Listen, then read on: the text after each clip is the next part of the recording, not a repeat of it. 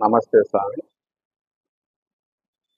ఈ మధ్య పిల్లలందరూ కూడాను public exams, example 10th class కానివ్వండి, ఇంటర్మీడియట్ కానివ్వండి, అవన్నీ ఎగ్జామ్స్ రాసిన పిల్లలు చాలా ఆనందంగా ఉంటారు. పాపం రిజల్ట్ కోసం ఎదురు చూస్తారు.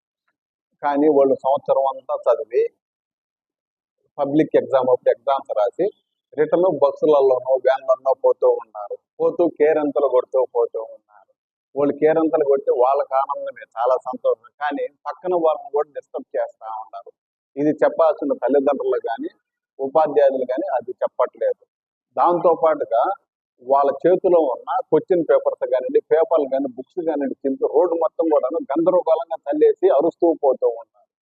సో సరస్వతీదేవి పేపర్లు అన్నా కానీ, బుక్స్ అన్నా కానీ సరస్వతీదేవిని చింపేస్తే వాళ్ళు డెవలప్ అయ్యేటందుకు అవకాశాలు తక్కువగా ఉంటాయి. తర్వాత ఈ చిన్న పేపర్లు బయట చాలా మంది తొక్కుతూ పోతారు. అలా తొక్కడం కూడా వాళ్ళకి కూడా ఇబ్బందిగానే ఉంటుంది.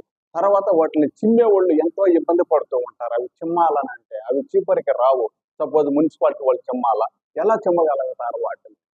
సో దానివల్ల వాళ్ళు చిమ్మే వాళ్ళు తిడతా ఉంటారు. సో వాళ్ళు తిట్టినప్పుడు దానికి సంబంధించిన ఆ చెడు శక్తి అంతా కూడా ఎవరైతే చిమ్మిపోతారో ఆ పిల్లలకు పోయి చేరేటందుకు అవకాశాలు ఉంటాయి. సో దానికని స్కూల్లో ఉన్నటువంటి యాజమాన్యానికి సంబంధించిన వ్యక్తులు కానీ, తల్లిదండ్రులు కానీ వాళ్ళకి ఆ సంస్కారం అనేది నేర్పించాల. అలా నేర్పించలేనప్పుడు ఆధ్యాత్మిక గురువులు తీసుకుపోయి వాళ్ళ దగ్గర చెప్పించగలగాల. అలా చెప్పిస్తేనే ఆ పిల్లలు భవిష్యత్తు బాగుండేటందుకు అవకాశాలు ఉంటాయి. చిన్నప్పటి నుంచే వాళ్ళని ఎట్లా వదిలేసి పెద్ద అయిన తర్వాత మా పిల్లోడు అట్లా చెడిపోయినాడు, ఇట్లా చెడిపోయినాడు చెప్పి నా దగ్గర కూడా చాలా మంది వస్తూ ఉంటారు. మా పిల్లోడు భవిష్యత్తు ఏం చేస్తారు, మా మాట వినడం అని ఏడుస్తారు. ఏడవలసిన టైంలో ఏడవకుండా అన్ని అయిపోయిన తర్వాత ఏడిస్తే ఉపయోగం ఏమన్నది? ఏ వ్యక్తి కన్నా అనారోగ్యం వచ్చినప్పుడు హాస్పిటల్కి తీసుకెళ్తే అతనికి జబ్బు ఏందో డాక్టర్లు చూసి ట్రీట్మెంట్ చేస్తారు. అడగాడు చచ్చిపోయిన తర్వాత ఏడుస్తా ఉంటారు కొంతమంది. అప్పుడు ఏడిస్తే ఉపయోగం ఉండదు.